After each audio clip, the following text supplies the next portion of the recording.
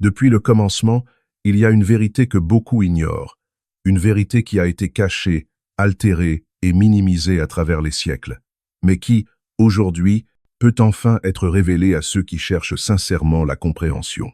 Lorsque nous ouvrons les Écritures, nous découvrons non seulement l'histoire de Dieu et de son peuple, mais aussi l'histoire de nations, de tribus et de cultures que l'on a tenté d'effacer de la mémoire collective. Votre responsabilité, dès cet instant, est d'écouter avec attention, de remettre en question tout ce que vous avez appris, et de comprendre que l'enseignement reçu jusqu'ici, souvent biaisé, est incomplet. Ce n'est pas nécessairement votre faute, mais c'est le résultat de siècles de distorsions systématiques, de récits blanchis, d'omissions qui ont effacé la contribution fondamentale des peuples africains et des descendants de Cham dans l'histoire biblique et chrétienne. Aujourd'hui, vous devez faire mieux. Vous devez rejeter tout racisme, qu'il soit ouvert ou subtil. Vous devez reconnaître et célébrer la diversité que Dieu a intentionnellement tissée dans son plan. Vous devez amplifier les voix de vos frères et sœurs africains et africains descendants au lieu de les réduire au silence.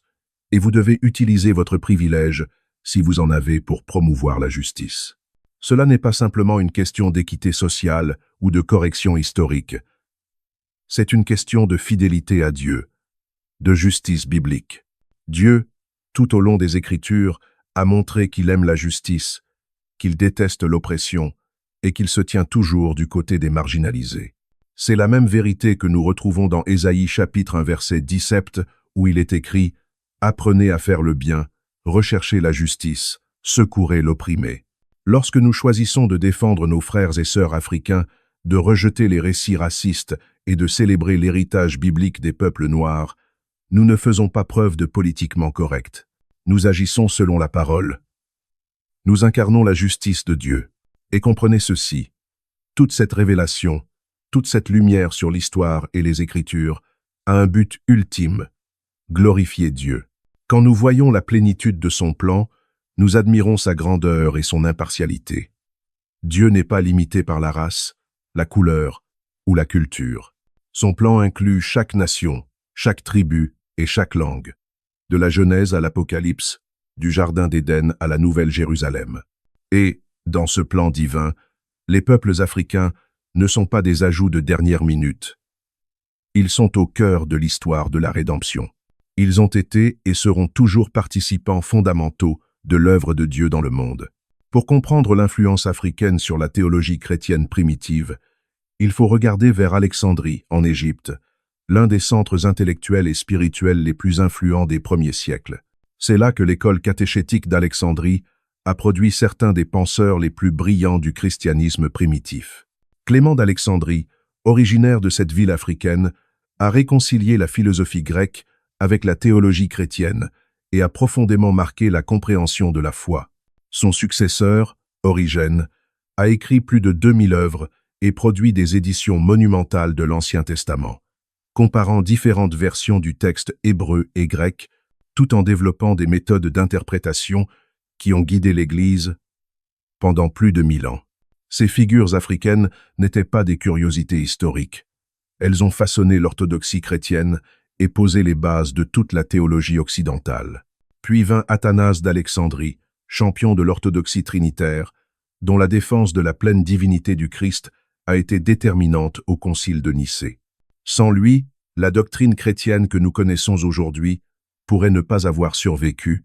Cyril d'Alexandrie, Didyme l'aveugle, Tertullien de Carthage et Augustin d'Hippone, tous africains, ont contribué à définir la doctrine chrétienne, à établir les catégories théologiques et philosophiques que nous utilisons encore aujourd'hui, et à influencer profondément des générations de réformateurs européens tels que Martin Luther et Jean Calvin. L'Afrique, loin d'être un simple récepteur du christianisme, l'a façonné, défendu et enrichi dès ses débuts. La tradition monastique chrétienne, souvent associée à l'Europe, trouve en réalité ses racines dans le désert égyptien avec Antoine le Grand et les Pères du désert. Ces hommes et femmes africains ont consacré leur vie à la prière, à l'humilité et à la contemplation, créant des fondations spirituelles qui allaient influencer le monachisme occidental des siècles plus tard, y compris la célèbre règle de Saint Benoît.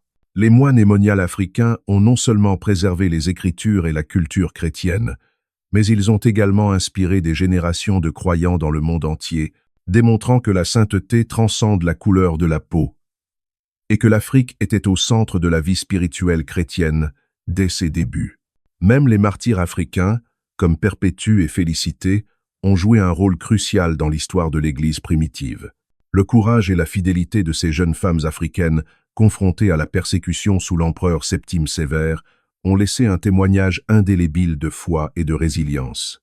Leur histoire, comme celle de Saint Moïse l'Éthiopien, illustre la profondeur spirituelle et la dévotion des chrétiens africains, souvent oubliés dans les récits traditionnels. Et ce n'est pas seulement une histoire ancienne. Ces contributions africaines continuent aujourd'hui à influencer le christianisme mondial. L'Afrique est le continent où la foi chrétienne croît le plus rapidement, avec des églises vibrantes, des mouvements spirituels puissants et des missionnaires qui revitalisent l'Église globale. Le christianisme africain moderne porte en lui cette tradition profonde, combinant la puissance spirituelle, l'expérience de la souffrance et la fidélité à Dieu de manière unique. Et il a beaucoup à enseigner au monde chrétien tout entier. Et lorsque nous tournons notre regard vers l'Éthiopie, un des berceaux vivants du christianisme, nous découvrons une tradition qui défie les idées reçues. La chrétienté éthiopienne, vieille de près de 2 millénaires, est restée incroyablement fidèle à son héritage, même face à l'adversité, aux invasions et aux pressions extérieures. Ici, le christianisme n'a jamais été un ajout tardif, ni une importation européenne. Il a été enraciné dans la culture, la vie sociale et spirituelle du peuple. Les églises creusées dans le roc à Lalibela, les manuscrits enluminés et la liturgie unique témoignent d'une foi profondément enracinée, indépendante et pourtant pleinement biblique. La tradition affirme que l'Arche d'Alliance y fut conservée pendant des siècles, un symbole tangible de la connexion historique et spirituelle de l'Afrique avec l'histoire de Dieu. Cette continuité montre que le peuple africain n'était pas marginal dans l'histoire du christianisme.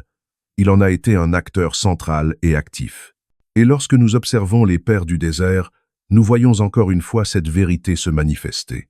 Antoine le Grand, Pachaume, Macaire, Amma Théodora et d'autres figures africaines ont posé les fondations spirituelles de la vie monastique, de la prière, de l'ascèse et de la contemplation.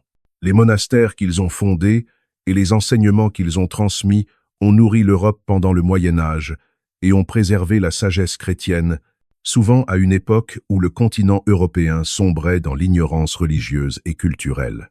Sans ces Africains, le monachisme occidental, les universités médiévales, la conservation des textes bibliques et classiques, tout aurait pris un chemin radicalement différent. Même les martyrs africains témoignent de cette vérité. Perpétue et Félicité, martyrs d'Afrique du Nord, ont refusé de renier le Christ malgré les menaces et la torture, laissant un exemple inoubliable de courage, de foi et de fidélité. Saint Moïse l'Éthiopien, issu d'un passé marqué par le crime et l'esclavage, est devenu un modèle de sainteté et de sacrifice, inspirant respect et vénération pour sa vie consacrée à Dieu. Ces figures africaines démontrent que la sainteté et la profondeur spirituelle ne connaissent ni frontières ni couleur de peau.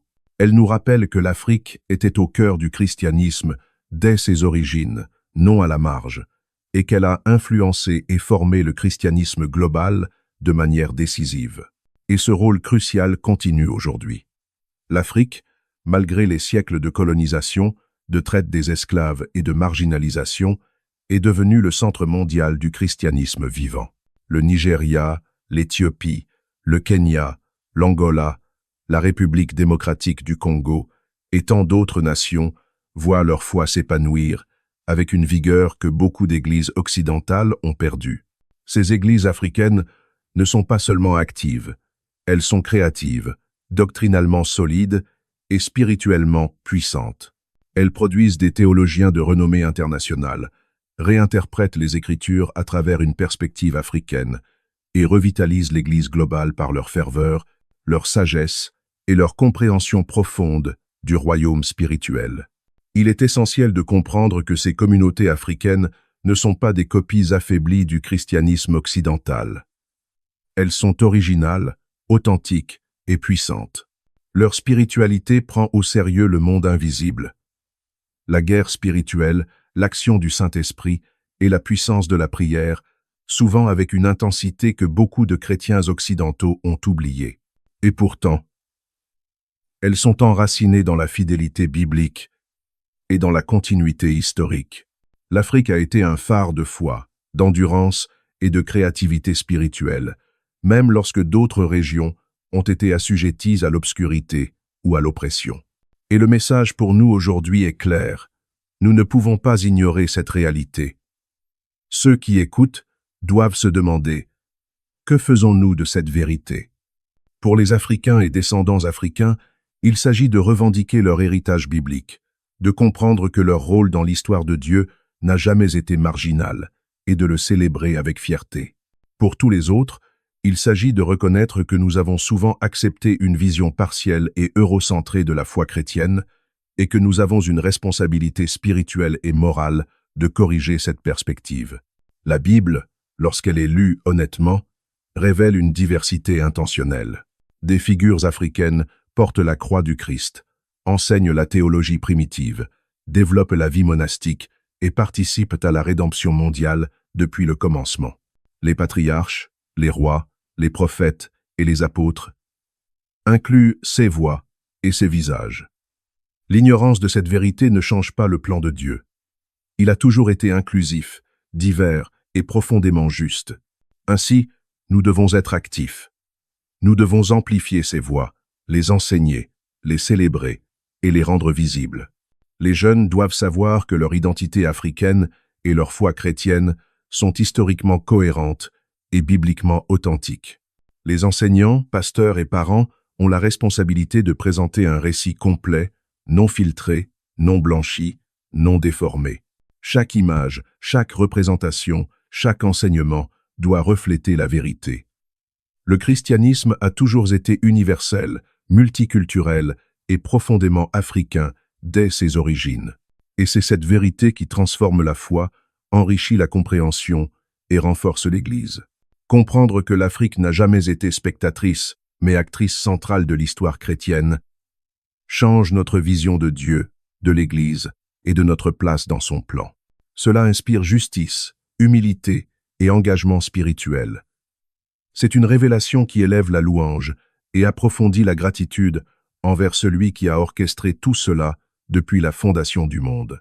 L'Afrique, depuis les premiers siècles, des pères du désert à l'Église éthiopienne jusqu'aux communautés africaines contemporaines, n'a jamais cessé de témoigner de la fidélité de Dieu et de la puissance de la foi. Cette vérité, si longtemps cachée ou minimisée, nous appelle à la reconnaissance, à l'action et à l'enseignement fidèle. Lorsque nous embrassons cette réalité, nous révélons l'intention divine. Un plan qui unit toutes les nations, toutes les tribus et toutes les langues autour du trône de l'agneau. Et au jour final, toutes ces voix s'élèveront ensemble en louange, démontrant que Dieu a inclus toutes les couleurs, toutes les cultures et toutes les nations depuis le commencement. Et si ce message commence à toucher votre cœur, je vous invite à agir dès maintenant. Likez cette vidéo pour soutenir cette mission et abonnez-vous à la chaîne pour ne rien manquer des prochains enseignements qui continueront de révéler la profondeur de l'histoire et du plan de Dieu. Ensemble, faisons briller la vérité et donnons voix à ceux qui ont été longtemps ignorés. Mais pour comprendre pleinement la grandeur de ce plan divin, il nous faut examiner comment Dieu a travaillé à travers les siècles, souvent de manière invisible aux yeux du monde, pour inclure tous les peuples dans son dessein. L'Afrique, loin d'être une simple toile de fond de l'histoire chrétienne, a été une force agissante, influente et déterminante dans le développement de la foi. Les penseurs africains, les leaders spirituels et les communautés locales ont façonné la théologie, la liturgie, le monachisme et même l'organisation ecclésiale. Chaque théologien africain, de Clément d'Alexandrie à Augustin d'Hippone, a contribué à clarifier des doctrines centrales de la foi chrétienne, à protéger la pureté de l'Évangile et à transmettre la sagesse biblique à des générations entières. Lorsque nous examinons l'histoire de l'évangélisation en Afrique, nous voyons un phénomène fascinant. L'Afrique n'a pas seulement reçu l'Évangile, elle l'a aussi préservé et amplifié.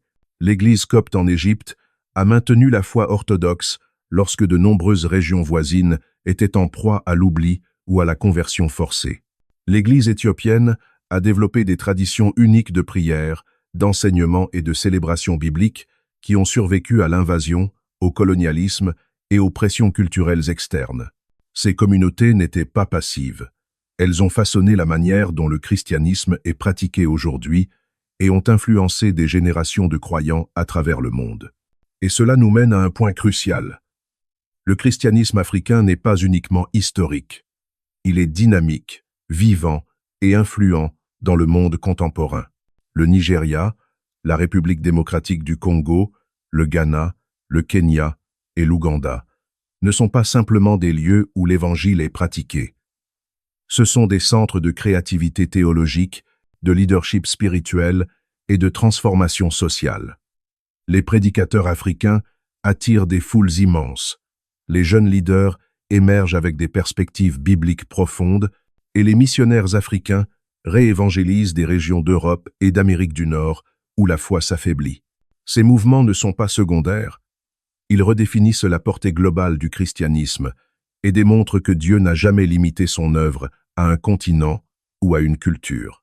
En parallèle, nous devons reconnaître le rôle des Africains dans la résistance spirituelle et la persévérance de la foi, malgré l'esclavage et l'oppression. Des millions d'Africains, arrachés à leurs terres et soumis à l'esclavage transatlantique, ont non seulement survécu, mais ont préservé la foi et l'ont transmise de génération en génération. Les chants spirituels, la prière, la théologie incarnée dans la souffrance et la création de communautés religieuses au sein même de l'esclavage ont transformé des expériences de douleur en témoignages de foi vivante et puissante. Ces expressions spirituelles ont non seulement nourri l'âme des opprimés, mais ont aussi profondément enrichi l'Église globale. Et lorsque nous parlons de l'héritage africain, il est impossible de passer à côté des figures qui ont incarné le courage et la sainteté dans l'adversité. Les martyrs africains, de Saint Moïse l'Éthiopien à Perpétue et Félicité, sont des exemples vivants de ce que signifie vivre pleinement selon la volonté de Dieu, même face à la persécution, la discrimination et l'injustice. Leur histoire nous rappelle que la foi véritable transcende la couleur de peau, l'origine ou le statut social. Elle est universelle, puissante et transformante. Et au-delà de l'histoire ancienne, nous voyons la continuité de cette influence aujourd'hui.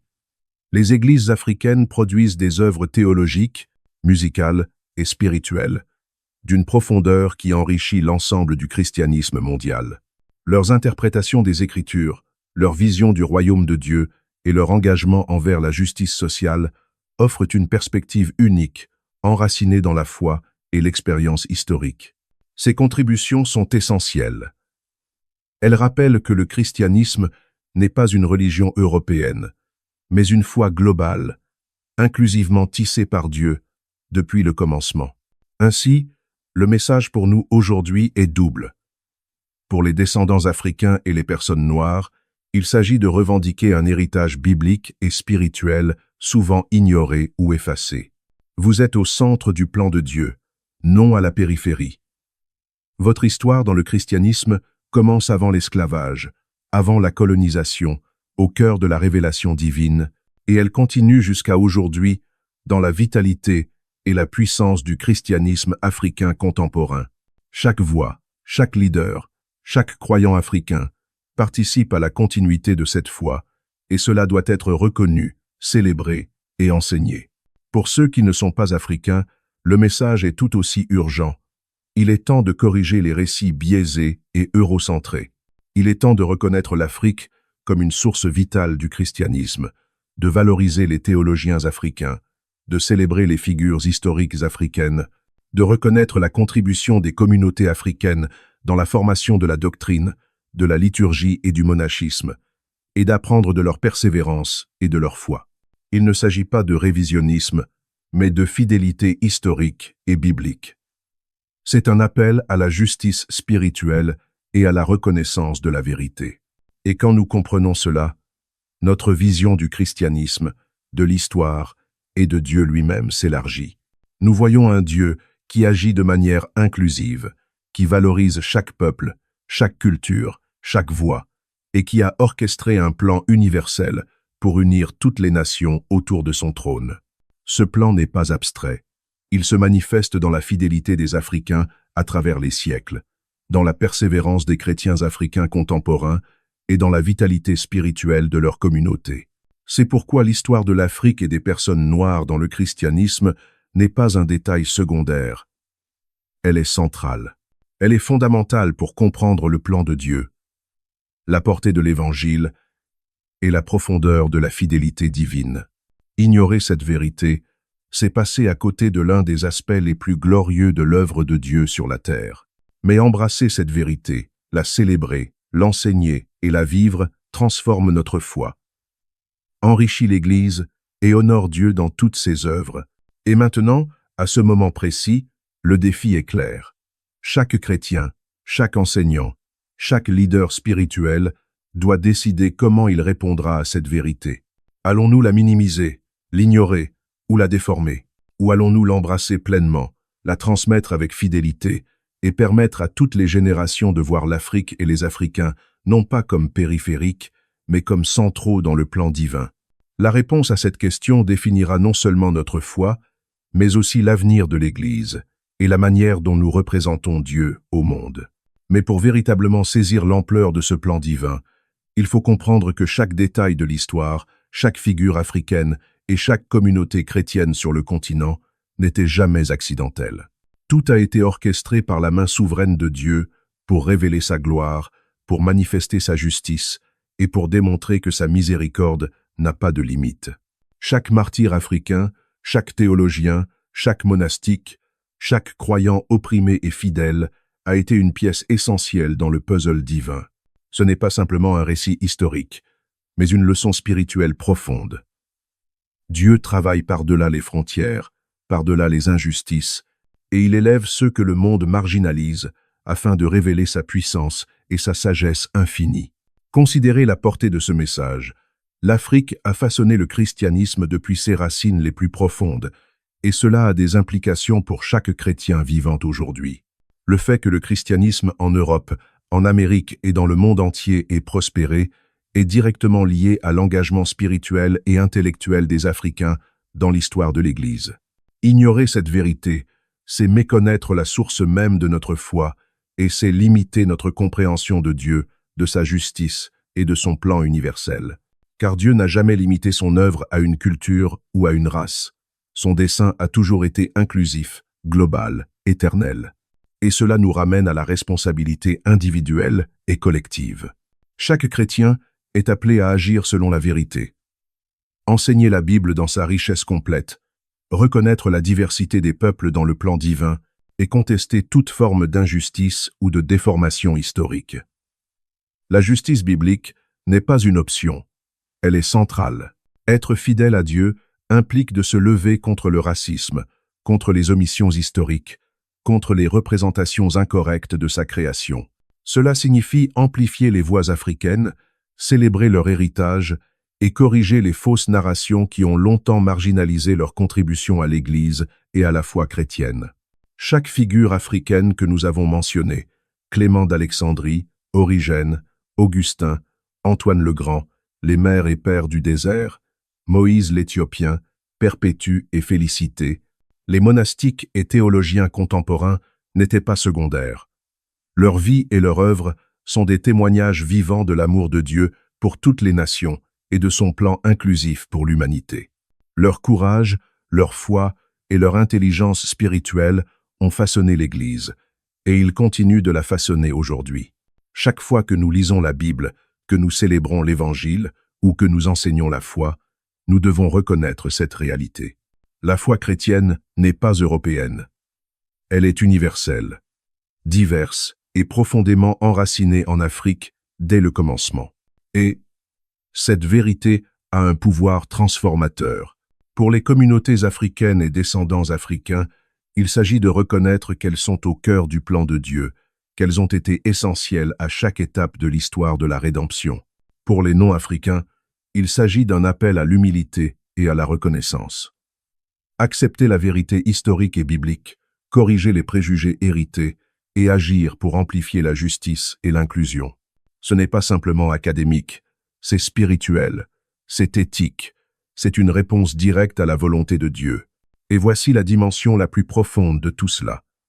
Lorsque nous embrassons cette vérité, notre vision de Dieu s'élargit. Nous voyons un Dieu qui n'est pas limité par les frontières humaines, qui déteste l'injustice, qui chérit la diversité, et dont le plan dépasse notre imagination. Chaque visage africain, chaque voix noire, chaque contribution historique devient un reflet de sa gloire. Chaque célébration de la diversité dans l'Église devient un acte d'adoration. Chaque reconnaissance de la justice et de l'inclusion devient un témoignage de fidélité à sa parole. Alors, que signifie cela pour nous aujourd'hui? Cela signifie que notre foi doit être active, consciente et engagée. Cela signifie que nous devons lire les Écritures avec des yeux nouveaux, voir la diversité des peuples dans la Bible, comprendre le rôle central de l'Afrique dans l'histoire du salut, et agir en conséquence.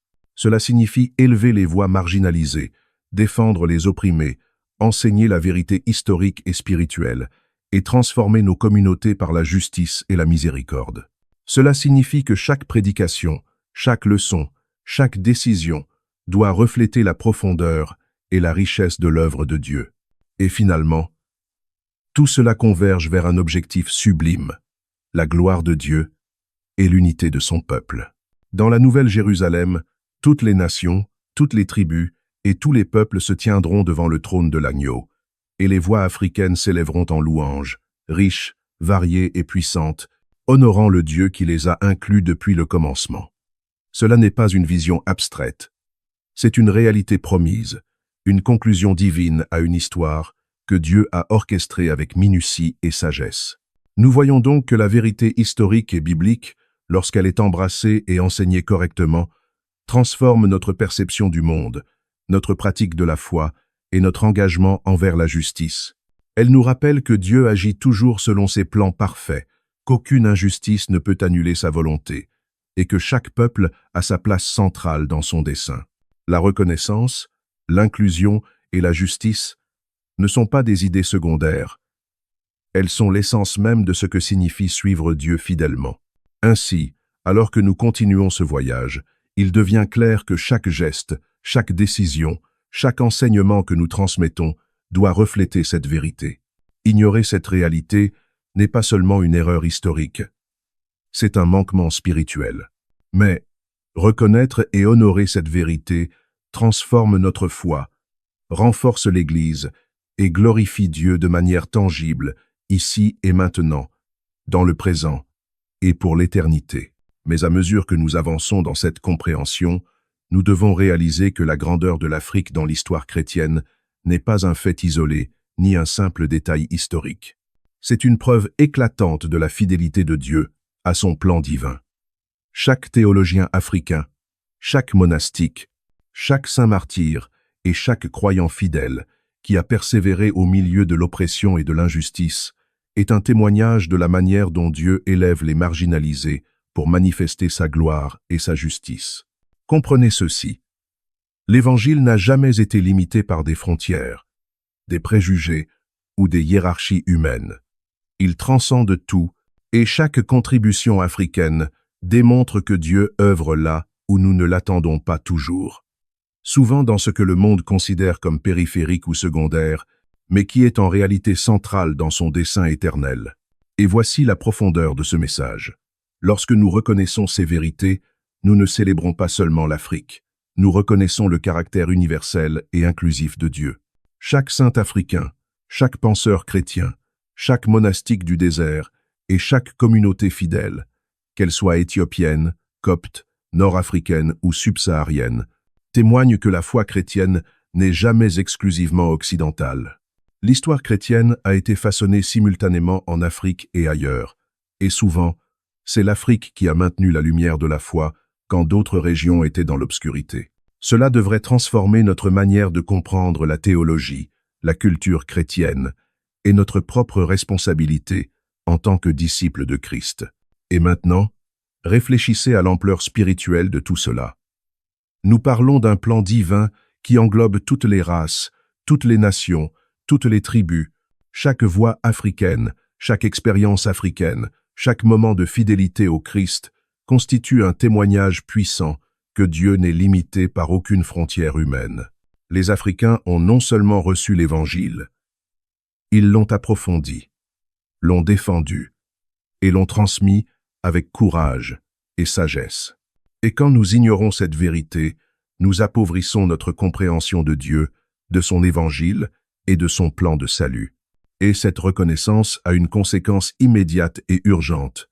Elle nous appelle à agir.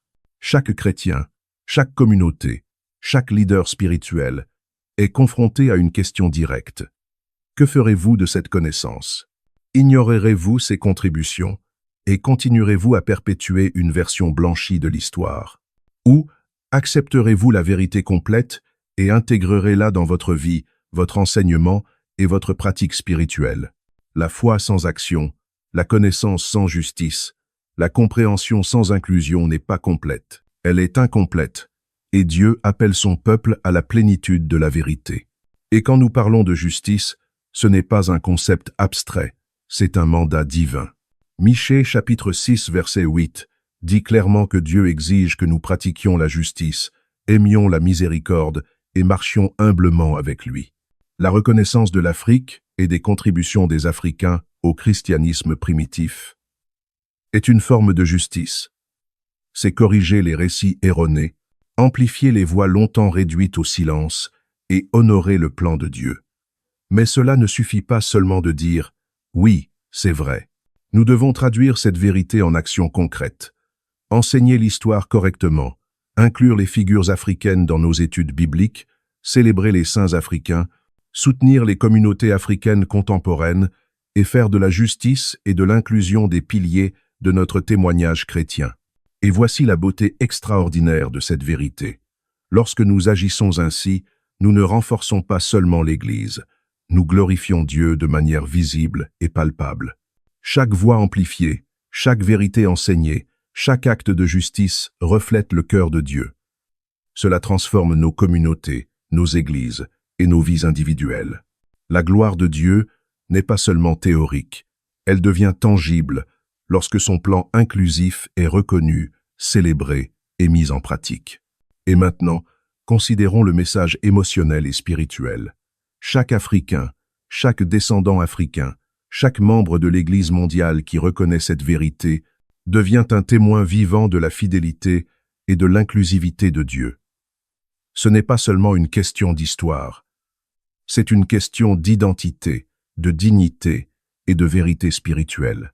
Chaque croyant qui reconnaît et célèbre cette richesse enrichit son propre rapport avec Dieu et participe activement à la manifestation de sa gloire sur terre. Mais il y a encore plus. La gloire de Dieu se révèle pleinement dans la diversité. Les voix africaines dans l'histoire chrétienne sont riches, variées et essentielles. Elles démontrent que le plan de Dieu transcende la culture, la race et les siècles. Elles montrent que la fidélité, l'intelligence, le courage et la sainteté ne connaissent pas de frontières. Et lorsque nous les honorons, nous participons à l'accomplissement du dessein divin. Un monde où toutes les nations, toutes les tribus et tous les peuples se tiennent unis dans l'adoration de Dieu, chacun contribuant à la symphonie divine, de la louange et de la justice.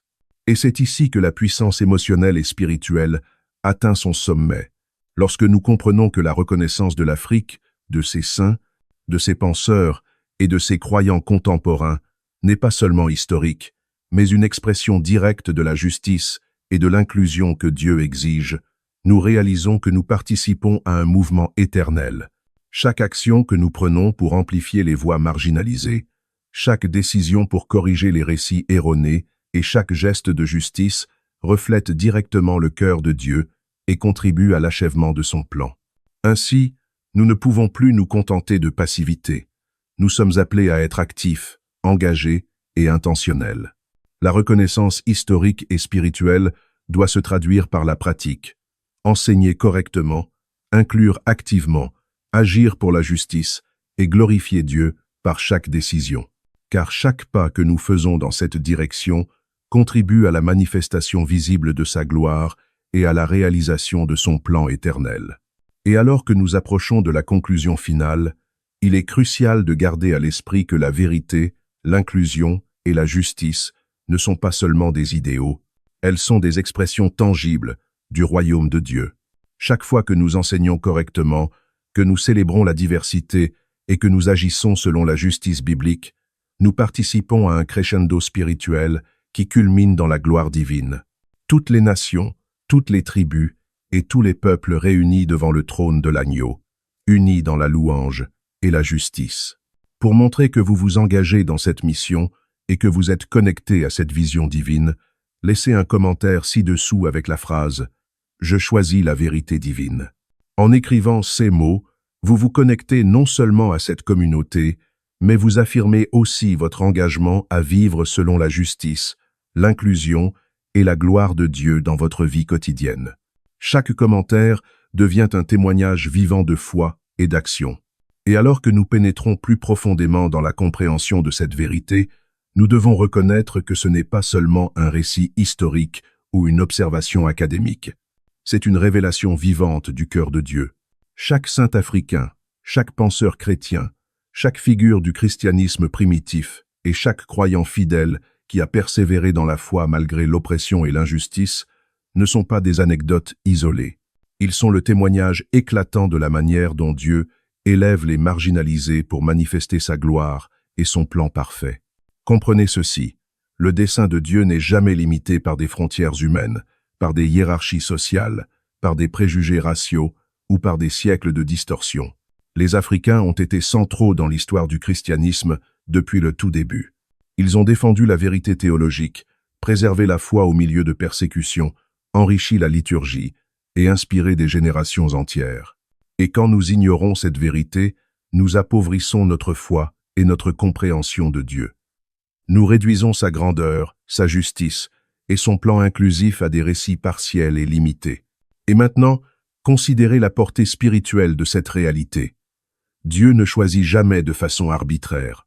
Chaque personne, chaque nation, chaque tribu a une place dans son plan. Les Africains ne sont pas des spectateurs, ils sont des participants actifs, des leaders, des témoins et des témoins de la fidélité divine. Chaque action, chaque pensée et chaque vie consacrée à Dieu dans le passé africain est une preuve vivante que Dieu travaille au-delà des attentes humaines, révélant sa sagesse, sa puissance et son amour à travers ceux que le monde a trop souvent ignorés ou sous-estimés. Et voici la conséquence immédiate et urgente pour nous aujourd'hui. Cette connaissance nous oblige à agir.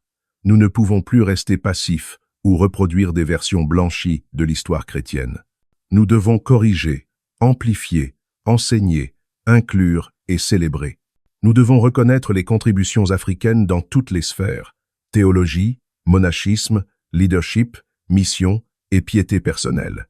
Nous devons faire en sorte que les voix marginalisées soient entendues et respectées, que la justice soit pratiquée et que la gloire de Dieu se manifeste à travers la reconnaissance de ses enfants fidèles.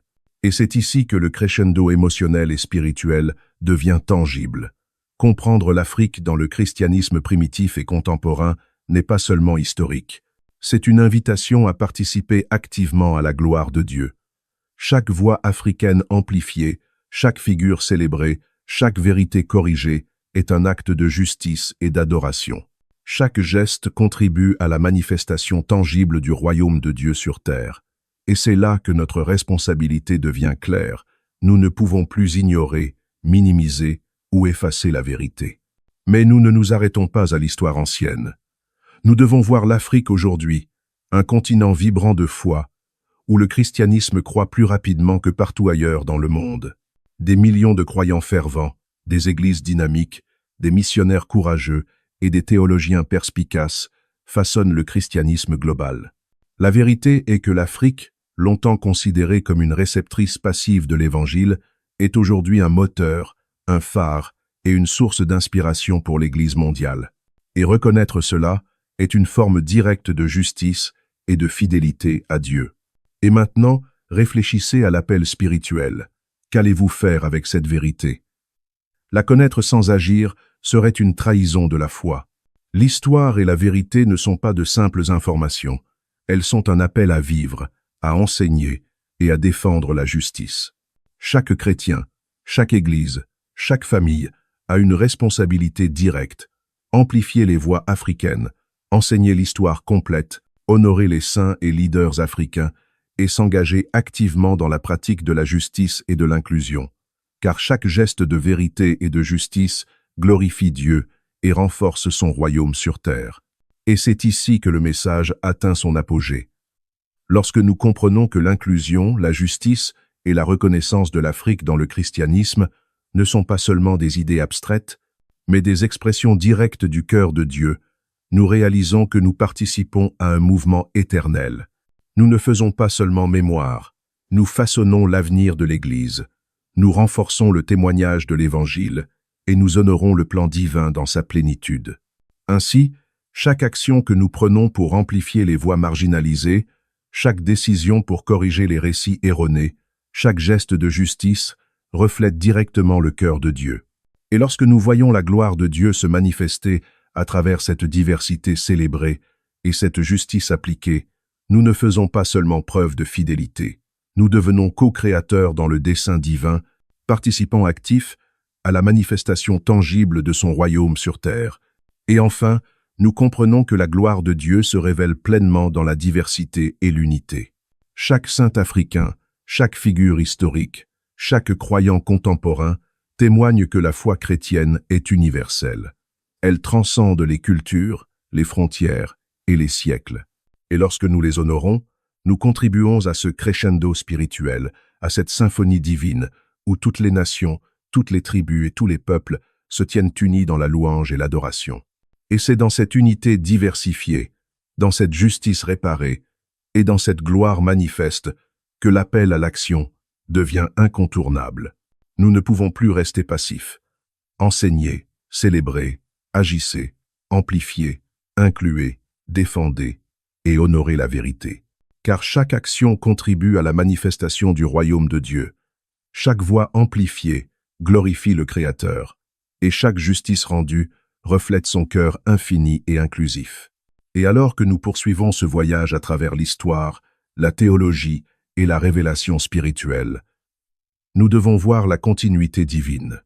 Le plan de Dieu ne se limite jamais à une seule époque, un seul peuple ou une seule culture. Il s'étend sur le temps et l'espace, reliant chaque génération, chaque tribu, chaque nation dans un dessein parfait. L'Afrique n'est pas un chapitre périphérique. Elle est au cœur de cette histoire divine. Un témoignage vivant que Dieu agit à travers ceux que le monde sous-estime ou ignore. Chaque saint africain, chaque penseur chrétien et chaque disciple fidèle que nous avons évoqué jusqu'ici représentent plus qu'un individu. Ils sont la manifestation vivante de la fidélité de Dieu, de sa justice et de sa gloire. Ils nous rappellent que le christianisme primitif n'était pas européen.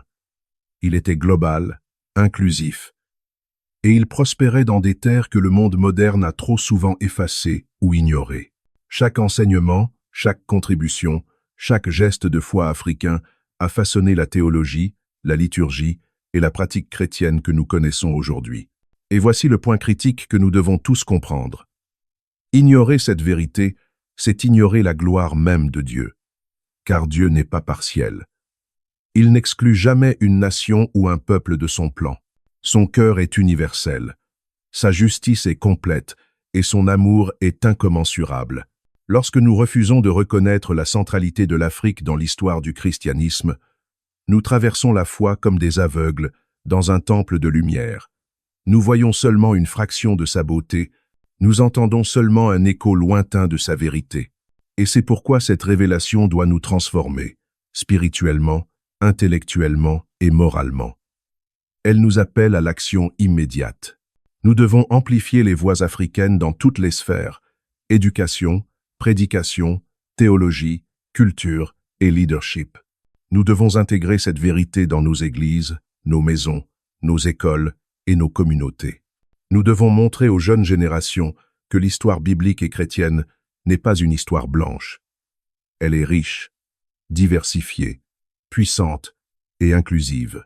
Imaginez un instant, chaque jeune chrétien africain qui entend parler de Clément d'Alexandrie, d'Origène, d'Athanase, d'Augustin, des pères du désert ou des saints martyrs africains, et qui voit son héritage reconnu et célébré.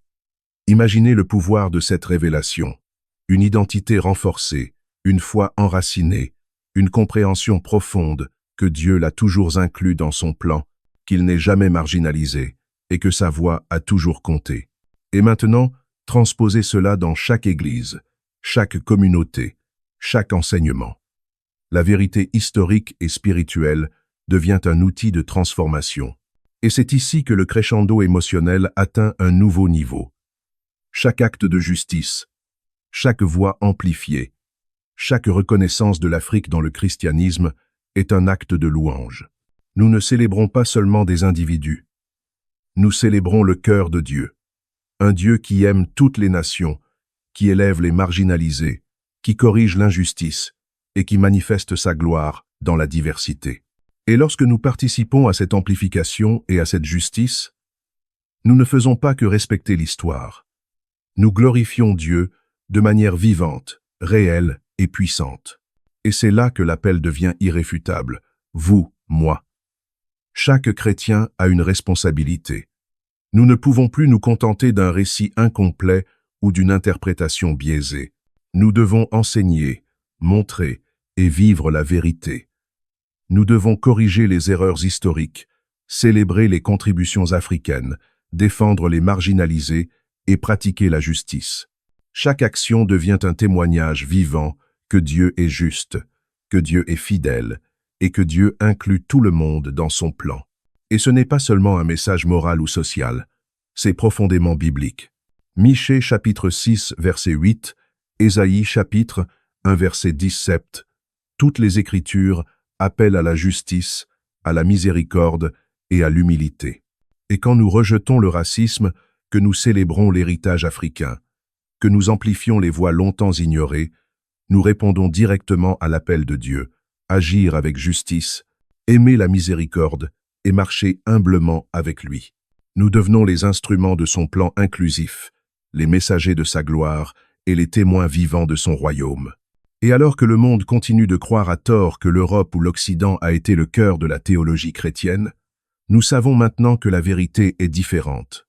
L'Afrique a été le berceau, le catalyseur et le gardien de la foi authentique. Elle a produit les penseurs les plus influents, les saints les plus inspirants, les traditions monastiques les plus fondamentales. Et elle continue aujourd'hui à revitaliser le christianisme mondial. Reconnaître cela n'est pas optionnel. C'est une question de fidélité à Dieu, de justice pour son peuple et de gloire pour son nom. Et maintenant, alors que nous approchons de la conclusion, comprenez ceci. La gloire de Dieu se manifeste pleinement lorsque toutes les nations, toutes les cultures et toutes les voix participent à l'adoration. Le plan divin n'est pas partiel, il est universel, inclusif, puissant et éternel. Chaque voix africaine célébrée, chaque saint reconnu, chaque contribution amplifiée, reflète ce plan et enrichit notre compréhension de la grandeur de Dieu. Ainsi, l'action que nous devons entreprendre est claire. Enseigner l'histoire complète, corriger les récits erronés, défendre les marginalisés, honorer les saints et leaders africains et célébrer la diversité comme un reflet de la gloire de Dieu. Chaque geste, chaque mot, chaque enseignement devient un écho du royaume, un acte d'inclusion et un témoignage vivant que Dieu est souverain, juste et glorieux. Et lorsque nous regardons l'Afrique aujourd'hui, ses églises florissantes, ses missionnaires courageux, ses théologiens influents et son peuple engagé dans la foi, nous voyons un miroir du plan de Dieu. Ce qui était perçu comme marginalisé est désormais central. Ce qui semblait oublié est maintenant vital. Ce qui était ignoré est maintenant célébré. Et c'est cette transformation, ce retournement divin, qui constitue le crescendo émotionnel et spirituel que nous devons partager, enseigner et vivre. Et maintenant, nous devons préparer nos cœurs et nos esprits pour la suite. La partie suivante poursuivra ce flux, intensifiera encore le crescendo émotionnel et commencera à tisser ensemble la conclusion finale complète sur la gloire de Dieu, l'inclusion, la justice biblique et l'appel concret à l'action pour chaque croyant. À ce stade de notre voyage, il devient absolument impossible d'ignorer la profondeur et la richesse de l'histoire que nous avons parcourue. Chaque peuple africain, chaque figure biblique noire, chaque saint africain, chaque penseur de l'Église primitive représente bien plus qu'un simple acteur historique. Ils sont des témoins vivants de la fidélité de Dieu, de sa justice parfaite et de l'inclusion universelle de son plan. La lumière de la vérité s'étend maintenant sur tout ce que nous pensions savoir, les fondations mêmes de la théologie chrétienne, les racines de la foi et la transmission du message évangélique ont été façonnées par des mains africaines, des esprits africains et des cœurs africains passionnés par le Christ. Il est crucial de comprendre que cette révélation n'est pas simplement intellectuelle. Elle est spirituelle, émotionnelle et transformatrice. Chaque saint africain que nous avons mentionné, de Clément d'Alexandrie à Augustin d'Hippone, des pères du désert à Saint Moïse l'Éthiopien, des martyrs africaines, perpétuent et félicités à la continuité vivante des églises africaines aujourd'hui, n'est pas juste un personnage secondaire dans le récit chrétien. Ils sont au cœur du dessein divin. Ignorer leur rôle, c'est ignorer la gloire même de Dieu. C'est passer à côté de la preuve vivante que son plan dépasse toute hiérarchie humaine ou toute limitation culturelle. Et cette vérité impose une responsabilité concrète. Nous ne pouvons plus rester passifs. Nous ne pouvons plus tolérer une version blanchie de l'histoire. Nous devons enseigner la réalité complète. Que l'Afrique a été le berceau de la théologie chrétienne, que ses leaders ont défini la foi, que sa culture a nourri l'orthodoxie et la spiritualité de manière irréversible. Et ce n'est pas seulement une question de reconnaissance, c'est une question de justice, car chaque génération ignorante ou mal informée a été privée de cette vérité. Chaque chrétien, qui n'a jamais appris le rôle central de l'Afrique dans l'Église primitive, a été trompé. Et Dieu appelle chacun de nous à corriger cette erreur, à amplifier ses voix, à célébrer cette histoire et à la rendre vivante dans nos églises, nos maisons et nos communautés.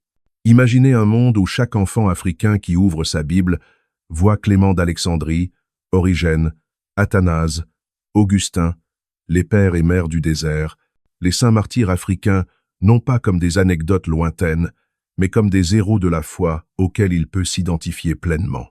Imaginez le pouvoir de cette révélation sur son identité, sa foi et sa compréhension de Dieu.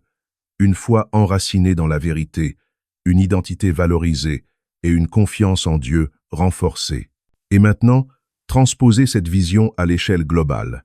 Lorsque les églises enseignent, prêchent et célèbrent l'Afrique comme elle a réellement contribué à la foi mondiale, nous participons à un mouvement divin qui glorifie Dieu de manière tangible et transforme le corps du Christ. Et ici, le crescendo émotionnel devient presque palpable. Chaque acte de justice, chaque reconnaissance historique, chaque amplification de la voix africaine n'est pas simplement symbolique. C'est un acte spirituel, un témoignage vivant de l'amour et de la gloire de Dieu. Lorsque nous enseignons que les Africains étaient au cœur du christianisme primitif, que l'Éthiopie a maintenu une foi fidèle malgré les siècles de pression, que les pères et mères du désert ont établi le monachisme et préservé la culture chrétienne, nous ne célébrons pas des individus. Nous célébrons le plan divin dans toute sa grandeur et son inclusivité. Et l'appel devient inévitable. Chaque chrétien doit agir. Nous devons amplifier les voix africaines dans nos sermons, nos études bibliques et nos publications. Nous devons corriger les représentations erronées du Christ et de la Bible qui ont marginalisé les Africains. Nous devons soutenir et valoriser le leadership africain dans les églises et la théologie globale. Nous devons permettre aux jeunes de voir que l'identité africaine et la foi chrétienne ne sont pas opposées. Elles sont historiquement, spirituellement et culturellement liées. Et alors que nous considérons l'Afrique contemporaine, nous voyons la continuité du plan divin. Des mégas, églises florissantes à Lagos, des missionnaires africains envoyés à travers le monde, des théologiens produisant des œuvres puissantes et pertinentes, et un christianisme vivant, passionné et fidèle. Ce qui était perçu comme un continent à évangéliser est devenu un continent qui évangélise et transforme le christianisme global. Et ce retournement n'est pas une coïncidence, c'est la providence divine, la manifestation de la fidélité de Dieu et le témoignage que son plan est inclusif, juste et glorieux. Et maintenant, alors que nous amorçons la suite de notre conclusion, comprenez ceci. Chaque acte que nous posons en faveur de la justice, chaque reconnaissance de l'Afrique, chaque amplification de voix longtemps ignorées, chaque correction de l'histoire biblique et chrétienne, tout cela contribue à révéler pleinement la gloire de Dieu. C'est la justice biblique en action, l'inclusion divine réalisée et la manifestation concrète du royaume sur terre. Maintenant, nous allons tisser ensemble tous les fils de l'histoire, de la théologie, de l'Église primitive, des saints africains, de l'Éthiopie, des pères du désert, des martyrs et du christianisme contemporain africain, pour montrer comment chaque voix, chaque acte, chaque vie contribue à la gloire de Dieu, à la justice biblique et à un monde inclusif. À ce moment précis, il est essentiel de saisir l'ampleur totale de ce que nous avons exploré. Nous ne parlons pas seulement d'histoire, nous parlons de la manifestation tangible du plan divin à travers les siècles, de la façon dont Dieu a utilisé des personnes africaines pour établir, préserver et enrichir le christianisme dans le monde entier. Les noms que nous avons évoqués, Clément d'Alexandrie, Origène, Athanase, Augustin, les pères et mères du désert, Saint Moïse l'Éthiopien, perpétué et félicité, et les nombreuses générations de chrétiens africains aujourd'hui ne sont pas de simples anecdotes ou curiosités historiques. Ils sont des acteurs centraux de la vérité biblique et de la justice divine. Imaginez le poids de cette réalité. Pendant des siècles, des générations entières de chrétiens ont appris un récit incomplet, faussé et blanchifié.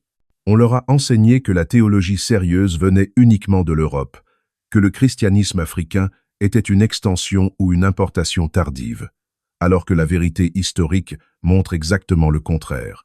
L'Afrique a été un centre vital du christianisme primitif, une source de pensée théologique brillante et un foyer de spiritualité authentique.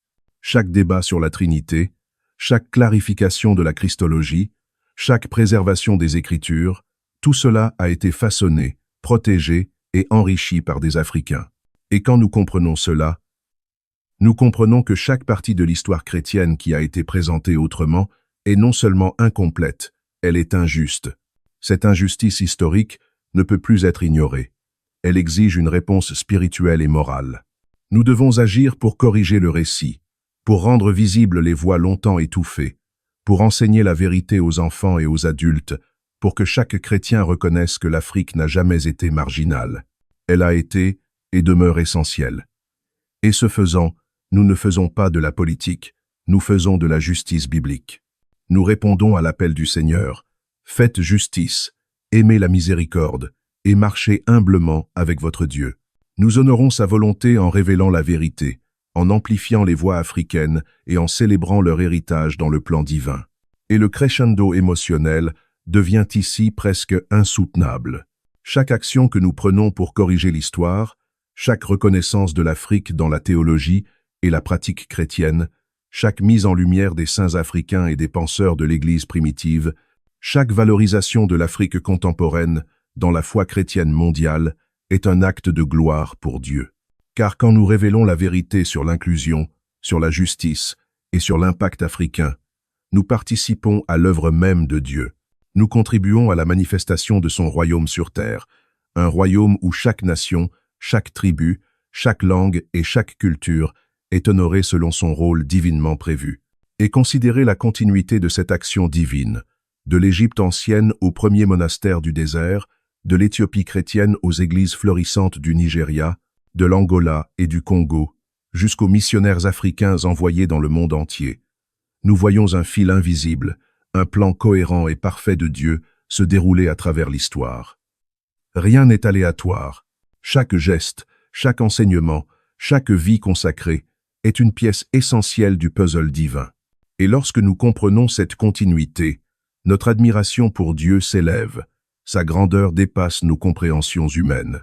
Il a orchestré un plan inclusif depuis le commencement, et l'Afrique en est un pilier central, non pas en marge, mais au cœur même de son dessein. Et voici le point crucial. Cette compréhension impose un appel à l'action immédiat et concret. Il ne suffit pas de connaître cette vérité, il faut la vivre. Chaque chrétien, chaque enseignant, chaque parent, chaque pasteur doit veiller à ce que cette vérité soit transmise. Chaque enfant africain doit être capable de reconnaître son héritage spirituel, de voir sa valeur dans le plan de Dieu et de comprendre que sa foi est enracinée dans une tradition millénaire qui l'inclut pleinement. Chaque chrétien non africain doit se libérer des préjugés historiques, reconnaître la contribution africaine à la foi et s'engager activement à corriger l'histoire racontée. Et alors que nous entrons dans la dimension spirituelle et émotionnelle de cette vérité, imaginez la puissance de l'Église mondiale lorsque toutes ces voix seront pleinement reconnues. Les chants africains, les prières des pères du désert, les témoignages des martyrs africains, les prédications contemporaines des pasteurs africains, toutes convergeant dans un chœur global qui glorifie Dieu. La gloire de Dieu sera révélée non seulement dans l'unité, mais dans la diversité, et chaque couleur, chaque langue et chaque culture contribuera à un témoignage vivant de sa grandeur. Et c'est précisément ce crescendo émotionnel que nous atteignons ici, la vérité que Dieu aime toutes les nations, qu'il a inclus les Africains dans son plan dès la création, qu'il a choisi, formé, béni et utilisé des vies africaines pour construire, préserver et transformer l'Église. Tout cela conduit à un appel spirituel et moral puissant. Ne pas répondre à cet appel serait ignorer la voix de Dieu et la justice biblique. Répondre, c'est participer activement à l'inclusion divine et à la gloire du Seigneur. Chaque détail que nous avons révélé, des penseurs africains de l'Église primitive à l'Église éthiopienne, des pères du désert aux saints martyrs, de l'Afrique colonisée, aux églises contemporaines florissantes, tous pointent vers une conclusion incontournable. Dieu est juste, Dieu est inclusif. Dieu glorifie toutes les nations selon son plan parfait. Et nous, en tant que chrétiens informés, avons la responsabilité de faire connaître cette vérité, de corriger les récits incomplets et de vivre selon cette révélation. Enfin, cette partie de notre enseignement prépare le terrain à la suivante, où le flux atteindra son apogée émotionnel et spirituel, liant toutes les générations de chrétiens africains passés et présents, consolidant le message d'inclusion, de justice et de gloire de Dieu, et lançant l'appel final à l'action pour tous ceux qui écoutent et étudient cette vérité. À ce stade, nous nous trouvons au cœur de la révélation. Le fil invisible mais puissant qui traverse l'histoire biblique, l'Afrique et le christianisme mondial est désormais visible dans toute sa splendeur. Chaque détail que nous avons exploré, chaque vie africaine et noire mentionnée dans les Écritures, chaque théologien, chaque martyr, chaque figure monastique du désert égyptien, chaque événement historique, tout cela converge pour montrer la majesté du plan divin, la profondeur de son amour et la centralité de l'Afrique dans ce dessein. Ce n'est pas seulement une question de connaissance historique, c'est une illumination spirituelle, une prise de conscience de la manière dont Dieu orchestre son royaume sur la terre et à travers le temps, et comment il inclut chaque peuple, chaque nation, chaque voix dans le récit de la rédemption. Imaginez la vie de ces pères et mères du désert africain. Antoine le Grand, Athanase, Amara, Théodora, Moïse l'Éthiopien, Perpétue et Félicité. Chacun d'eux a été appelé à un rôle précis dans l'édification de l'Église, non pas par hasard, mais par la volonté de Dieu. Leur foi, leur sacrifice et leur courage transcendent les siècles, et leur héritage continue de parler à ceux qui sont prêts à écouter. Leur exemple nous montre que la sainteté et la fidélité ne connaissent ni couleur, ni lieu, ni statut social. Elles sont universelles et accessibles à tous ceux qui choisissent de suivre Dieu avec intégrité. Et alors que nous contemplons l'Afrique et son rôle dans l'histoire chrétienne, il devient clair que ce continent n'a jamais été à la marge. L'Église éthiopienne, les manuscrits anciens, les traditions liturgiques uniques, l'influence des théologiens africains comme Origène, Clément d'Alexandrie, Augustin et Tertullien, tout cela montre une contribution fondamentale qui a façonné le christianisme global. Même l'Occident, longtemps considéré comme le centre du christianisme, a été façonné et enrichi par ces influences africaines. Chaque idée, chaque doctrine, chaque enseignement théologique est imprégné de cette sagesse et de cette vision venue d'Afrique, rappelant que Dieu n'a jamais limité son œuvre à une seule culture ou à un seul peuple. Et voici le point crucial. Comprendre cette vérité n'est pas seulement académique, ce n'est pas seulement une curiosité historique, c'est un appel à l'action. chaque chrétien est invité à reconnaître les contributions africaines, à rejeter toute forme de racisme ou de marginalisation, à célébrer la diversité du peuple de Dieu et à amplifier les voix longtemps réduites au silence. C'est une question de justice biblique, de fidélité à la parole et de conformité à la vision divine. L'histoire que nous enseignons, les images que nous montrons, les récits que nous partageons doivent refléter la vérité complète, sans omission ni distorsion, afin que chaque génération puisse comprendre qu'elle fait partie intégrante du plan de Dieu.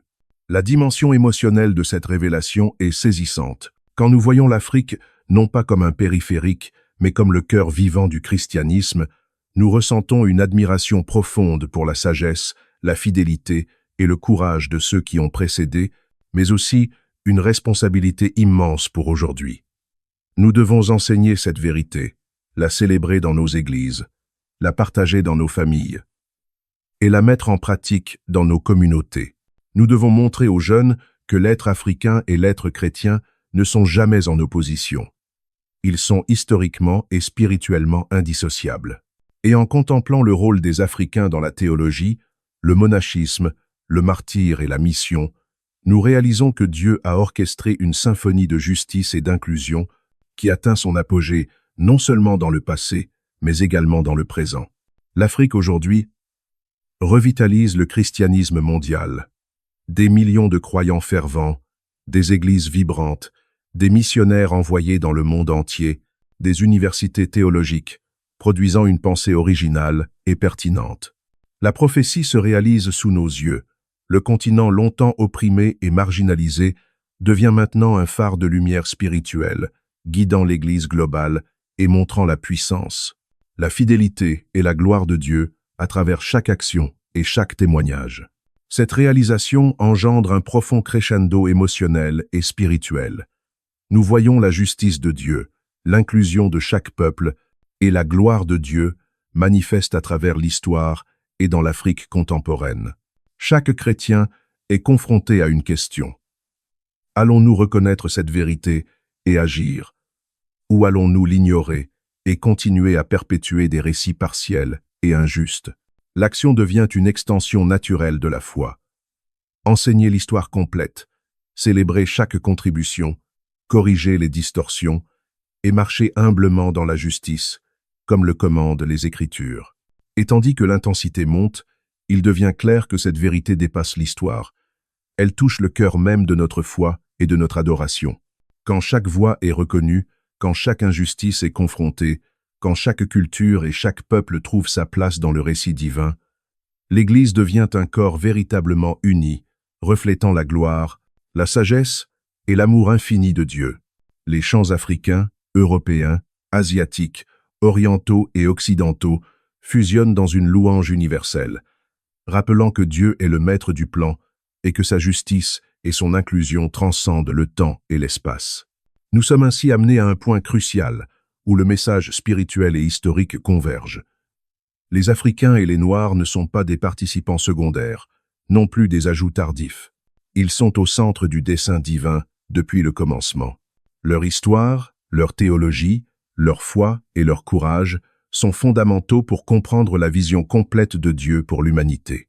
Et cette reconnaissance exige que nous agissions avec justice et humilité, que nous célébrions la diversité et que nous portions cette vérité dans tous les aspects de notre vie et de notre ministère.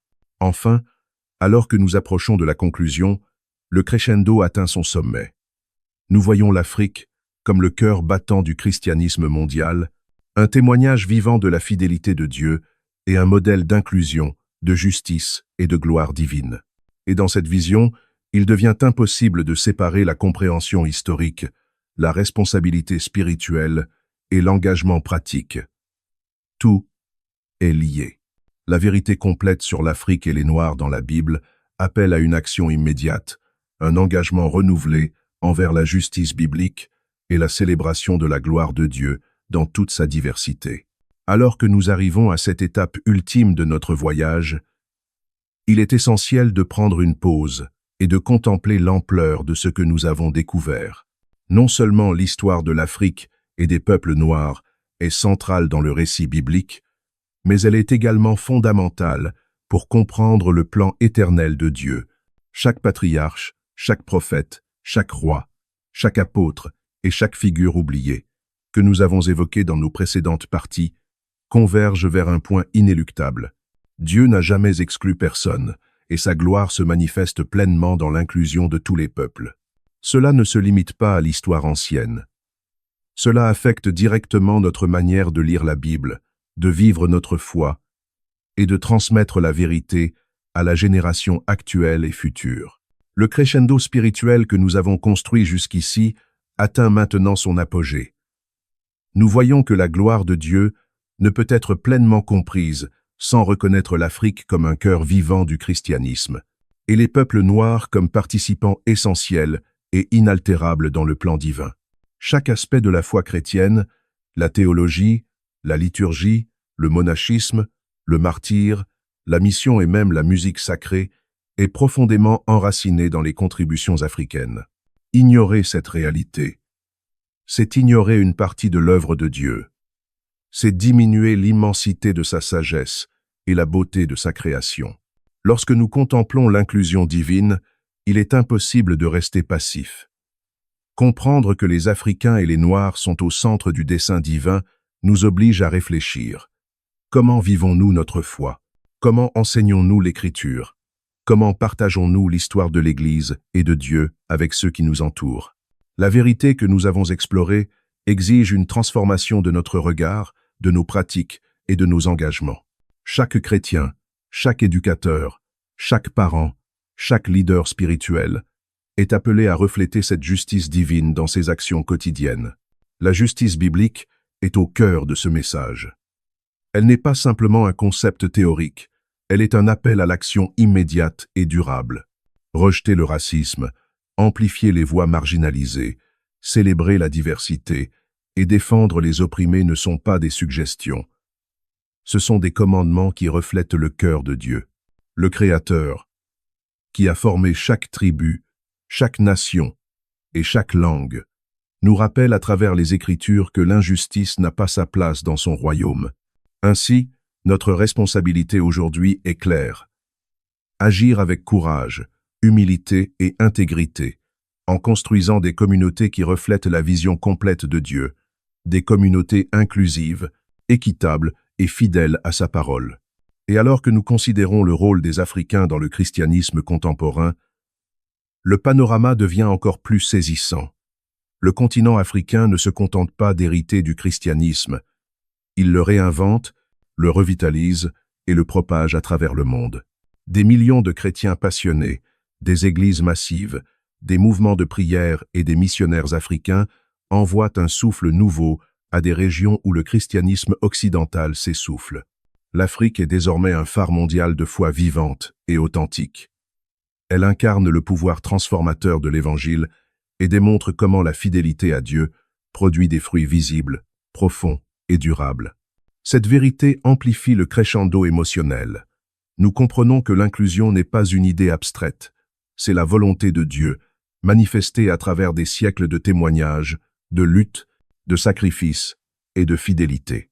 Les Noirs dans la Bible, les Africains dans l'histoire de l'Église, les saints, les martyrs, les pères et mères du désert, les théologiens, les monastiques et les missionnaires.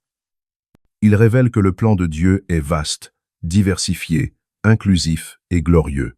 Leur voix, longtemps ignorée ou effacée, s'élève maintenant pour nous rappeler que nous devons agir, que nous devons corriger les récits tronqués et embrasser la vérité complète.